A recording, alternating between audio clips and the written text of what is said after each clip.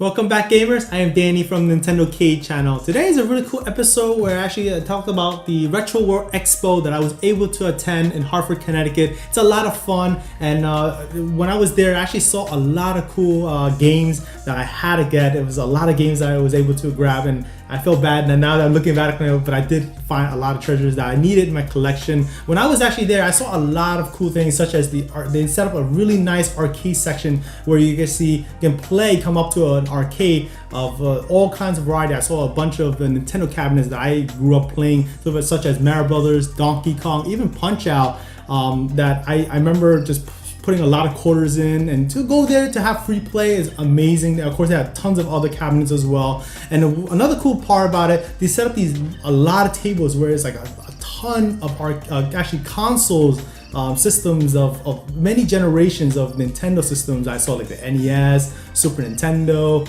Nintendo 64, GameCube, the Wii, and even the Wii U is like tremendously like all over with different types of games. Super Smash Bros. I saw there, just an example. Also retro games, so you actually can come up and play your heart's desire. They also had the consoles of different manufacturers as well, like the Sega Genesis, so it was really nice to see such a variety and to just experience them if you never got a chance to play those consoles back in the day.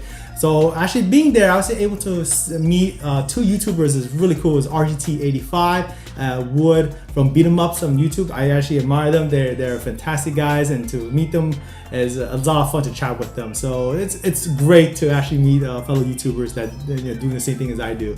So to talk about the games, the vendors there are fantastic. They always able to get me great deals of a lot of games, and they're local vendors in the Northeast area.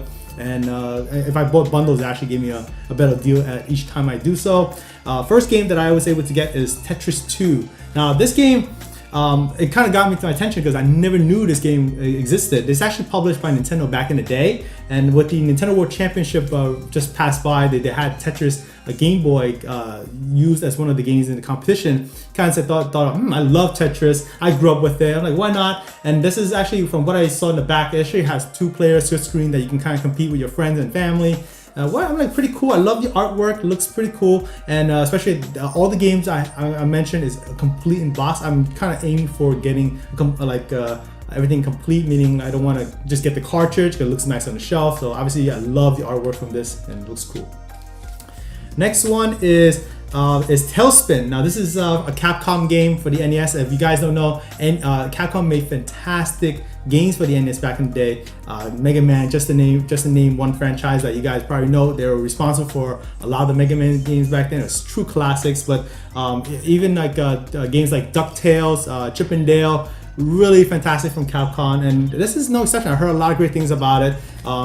It just reminds me of the cartoon. I haven't played this before, and I love the artwork, the box style. It's so retro, so I can't wait to try this out. One of the games that are on the NES Classic Edition is Star Tropics. Now, what got my attention is they have all the paperwork in there, including this little note that I believe that you actually have to decipher to get the code from it, and that's how you progress in the game. So they actually had everything in there. That's pretty neat, and like I said, it kind of interests me. I never played this game growing up, but since it's from the NES Classic Edition, I had to get the box itself. Looks fantastic, great shape, and I look forward to trying this out myself because it's an RPG. I'm a big RPG guy, and this is one of the early ones for the NES. One of the games I'm missing in my collection, I actually have the other two in the trilogy, and that is Ninja Gaiden. Really hard, fantastic game though. Nonetheless, you actually have to put a lot of energy into playing into it. I remember playing, the funny thing, I played Ninja Gaiden 3 first, and oh my goodness, I remember that game just really beat me up like crazy because it's so difficult. And I think, to be honest, it's one of those games that I never beat to this day. It's just so hard, but every time I go through it, I have a lot of fun as far as I could go into it. But this is the first in the franchise, and it's a true classic. I like the fact that it had everything in the box. The paperwork, even from the poster, is so cool. And again, this is one of the best trilogies for the NES, Ninja Gaiden.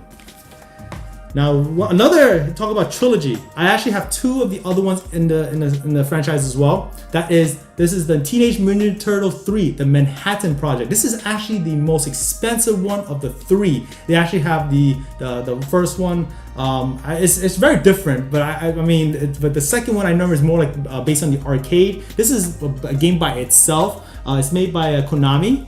So I remember playing this with my friend a lot. Going through, you can play with 2 players. Going through and beating Shredder and all the various villains. It's literally a beat 'em up game, and what makes this hard, this is actually a later release in the Nintendo NES. That's why it was kind of a bit higher in price, but I've been looking for this for so long. It's such in great condition, has everything in there, so I'm very proud to finally complete the trilogy for Teenage Mutant Ninja Turtles for the NES.